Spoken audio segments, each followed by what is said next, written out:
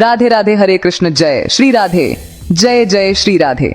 दोस्तों, आज का दिन है बेहद खास और पावन कार्तिक मास की शुक्ल पक्ष की चतुर्दशी यानी वैकुंठ चतुर्दशी, जिसे हरिहर मिलन का पर्व भी कहते हैं, क्योंकि आज के दिन भगवान विष्णु और भगवान शिव एक साथ पूजे जाते हैं और इस दिन की गई छोटी सी पूजा भी लाखों यज्ञों के बराबर फल देती है। धनतेरस पर 13 दिए जलाने की परंपरा तो आप सब जानते हैं, लेकिन क्या आपको पता है कि वैकुंठ चतुर्दशी पर 14 दीपक जलाने का विधान है? जी हाँ, 14 दीपक, और इन 14 दीपकों का दान करने से पाप नष्ट होते हैं, बाधाएं दूर होती हैं और वैकुंठ लोक की प्राप्ति का मार्ग प्रशस्त होता है। तो आज इस वीडियो में मैं आपको बताने जा रहा हूँ वैकुंठ चतुर्दशी पर ये 14 दीपक कहाँ जलाने हैं, कब जलाने हैं, कैसे जलाने हैं, कौन सा मुहूर्त है, कौन सी सामग्री चाहिए और संकल्प कैसे लेना है, सब कुछ विस्तार से स्टेप बाय स्टेप, ताकि आप इस पावन पर्व पर पूरी श्रद्धा से पूजा कर सकें और भगवान हरि और भोलेनाथ की कृपा पा सकें। तो वीडियो को अंत तक जरूर देखें और अगर पसंद आए तो लाइक, शेयर और सब्सक्राइब करना न भूलें। चलिए शुरू करते हैं। सबसे पहले जानते हैं वैकुंठ चतुर्दशी का महत्व। ये वो खास तिथि है जब भगवान विष्णु और भगवान शिव का मिलन होता है। इस दिन भगवान विष्णु को बेलपत्र चढ़ाया जाता है और भगवान शिव को तुलसी दल अर्पित किया जाता है। दोनों देवताओं की एक साथ पूजा करने से जीवन के सभी कष्ट दूर होते हैं और मोक्ष का द्वार खुलता है। इसलिए इस दिन दीपदान का विशेष महत्व है। 14 दीपक जलाकर दान करने से 14 लोकों के देवताओं की कृपा मिलती है और 14 प्रकार के पाप नष्ट हो जाते हैं। अब बात करते हैं मुहूर्त की। वैकुंठ चतुर्दशी पर 3 मुख्य मुहूर्त होते हैं। पहला, ब्रह्म मुहूर्त यानी सुबह सूर्योदय से पहले, इस बार सुबह 5:17 से 6:35 तक। दूसरा, गोधूली मुहूर्त यानी सूर्यास्त के समय शाम 5:34 से 6 बजे तक। और तीसरा, निशीथ काल यानी मध्य रात्रि रात 11:39 से 12:31 तक। इनमें से कोई भी एक मुहूर्त चुन सकते हैं, लेकिन निशीथ काल में किया गया दीपदान सबसे ज्यादा फलदायी होता है। अब आते हैं सामग्री पर। 14 मिट्टी के नए छोटे दीपक लें। इन्हें पानी में आधा घंटा भिगोकर रखें ताकि दीपक मजबूत हो जाएं। घी, सरसों का तेल या तिल का तेल अपनी सामर्थ्य के अनुसार लें।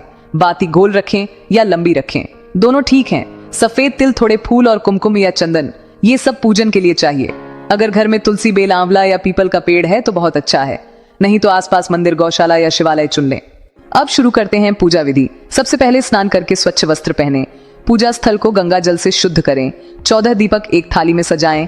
हर दीपक में तेल या घी डालें। बाती रखें, लेकिन अभी न जलाएं। हाथ में सफेद तिल लें।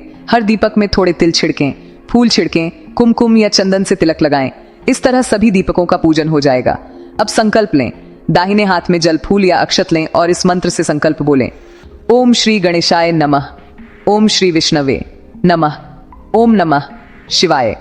आज मैं अपना नाम गोत्र बोलते हुए कहता हूँ या कहती हूँ कि भौतिक और आध्यात्मिक सभी बाधाओं की निवृत्ति के लिए, सभी पापों के नाश के लिए, मोक्ष प्राप्ति और वैकुंठ लोक की कामना से, भक्त वत्सल श्री हरिनारायण और भोलेनाथ की प्रसन्नता के लिए कार्तिक शुक्ल चतुर्दशी के पावन अवसर पर 14 दीप दान का संकल्प लेता हूँ या लेती हूँ। हे श्री हरि, हे भोलेनाथ, मेरे इस छोटे से प्रयास को स्वीकार करें। मुझ पर और मेरे परिवार पर कृपा बनाए रखें। फिर जल को धीरे से जमीन पर या तांबे के पात्र में छोड़ दें। अब सभी दीपक प्रज्वलित करें, हाथ जोड़कर प्रणाम करें और अब शुरू होता है 14 दीपकों का दान। पहला दीपक तुलसी माता के चरणों में, तुलसी गमले के पास जलाकर प्रणाम करें। दूसरा, तीसरा, चौथा और 5वां दीपक घर के 4 कोनों में एक एक करके जलाएं। 6वां दीपक घर के मुख्य मंदिर में ठाकुर जी या शालिग्राम के सामने। 7वां दीपक उत्तर दिशा की ओर मुंह करके मां लक्ष्मी के नाम से जलाएं, क्योंकि उत्तर दिशा मां लक्ष्मी की दिशा है और जहां लक्ष्मी है वहां श्री हरि का वास होता है। 8वां दीपक घर के मुख्य द्वार पर। 9वां दीपक जहां पानी रखते हैं वहां। 10वां दीपक दक्षिण दिशा की ओर मुंह करके पितरों के नाम से जलाएं। 11वां दीपक आंवले के पेड़ के नीचे। 12वां दीपक बेल वृक्ष के नीचे। 13वां दीपक पीपल के पेड़ के नीचे और 14वां दीपक शिव मंदिर में शिवलिंग के पास या गौशाला में गौ माता के सामने। अगर कोई जगह छूट जाए तो गौ माता के सामने एक दीपक जरूर जलाएं, क्योंकि गौ माता में 33 कोटि देवताओं का वास होता है। एक दीपक जलाने से सभी देवताओं का पूजन हो जाता है। दीपदान के साथ घर के मंदिर में दक्षिणा अर्पित करें। अगले दिन सफेद तिल, वस्त्र, फल, मिठाई या सर्दी की कोई उपयोगी वस्तु किसी योग्य ब्राह्मण या जरूरतमंद को दान करें। इस बार वैकुंठ चतुर्दशी 4 नवंबर मंगलवार को है, तो इस पावन अवसर पर ये 14 दीपक जरूर जलाएं और भगवान हरिहर की कृपा प्राप्त करें।